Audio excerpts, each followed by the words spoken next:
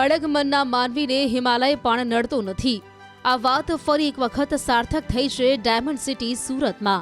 શહેરના પાંડેસરા વિસ્તારમાં રહેતા 21 વર્ષના યુવાને સંઘર્ષ સામે લડી લેવાનો સંકલ્પ કર્યો અને આજે તે જિંદગીથી હારી ગયેલા લોકોને પ્રેરણા આપી રહ્યો છે। મરાઠાનગરમાં વસવાટ કરતું 21 વર્ષનો કૌશિક મિશ્રા પોતાના જીવનના પડકારોને હરાવીને અન્ય યુવાનો માટે પ્રેરણા સ્ત્રોત બન્યો છે। આર્થિક તંગી વચ્ચે પણ કૌશિકે હાર માનવાના બદલે મહેનત અને સ્વાભિમાનનો માર્ગ પસંદ કર્યો।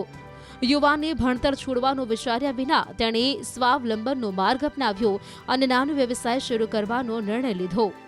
કૌશિકે બિલાના શરબતનો સ્ટોલ શરૂ કર્યો, જે આજે તેના માટે આવકનું મુખ્ય સાધન બની ગયો છે। मैंने तो बहुत हार्ड वर्क किया था। मैं 1 से 8 तक गवर्नमेंट स्कूल में पढ़ा था हिंदी मीडियम से, तो उसमें इंग्लिश में बहुत प्रॉब्लम आती थी। और उसके बाद 1 से 9 से 12 तक मैंने विद्या भारती इंडियन मीडियम से पढ़ाई किया, तो उसमें भी बहुत तो मैंने सीए ज्वाइन किया। मुझे लोगों ने बताया कि सीए करो। उससे पहले मैं लारी चलाता था, तो मेरे 12वीं में 83% मार्क्स आए थे, तो मुझे लोगों ने कहा कि सीए करो। तो उसमें जब मैं सीए चालू किया तो वो सब इंग्लिश में था, तो बहुत दिक्कत आती थी, मगर ईश्वर का आशीर्वाद था और मैंने हार्ड वर्क किया। और साथ में कभी कभी संडे और शनिवार को लारी चलाने भी आता था अपने सीए के जर्नी के दौरान।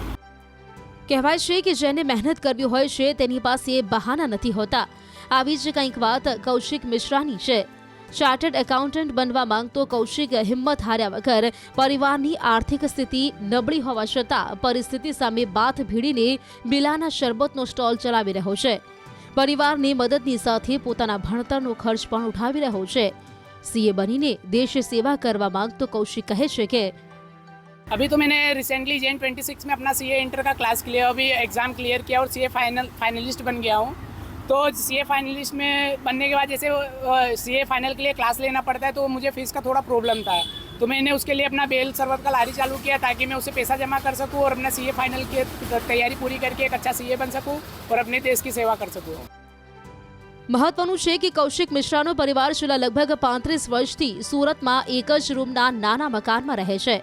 પરિવારની આર્થિક સ્થિતિ નબળી હોવાના કારણે રોજિંદા જીવનમાં અનેક મુશ્કેલીઓનો સામનો કરવો પડે છે।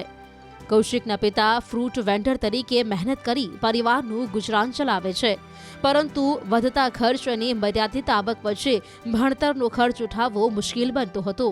કૌશિકના પરિવારના 5 સભ્યોમાં 2 ભાઈ, 1 બહેન અને માતા પિતા છે અને તમામ માટે દરેક દિવસ સંઘર્ષ ભરેલો છે। આવી પરિસ્થિતિમાં કૌશિકે પોતાના ભવિષ્ય માટે નવી દિશા પસંદ કરી અને તેણે અભ્યાસના બાકીના સમયમાં બિલાના શરબતનું વેચાણ શરૂ કર્યું છે। ધૂમધકતા તાપમાં ઊભા રહીને શરબતનું વેચાણ કરતા કૌશિકની આ સફર માત્ર વ્યક્તિગત સફળતા નથી, પરંતુ સમાજ માટે એક સંદેશો છે। પરિસ્થિતિ ગમે તેટલી વિકટ હોય, પરંતુ સંકલ્પ મજબૂત હશે તો લક્ષ્ય પ્રાપ્તિ નક્કી છે।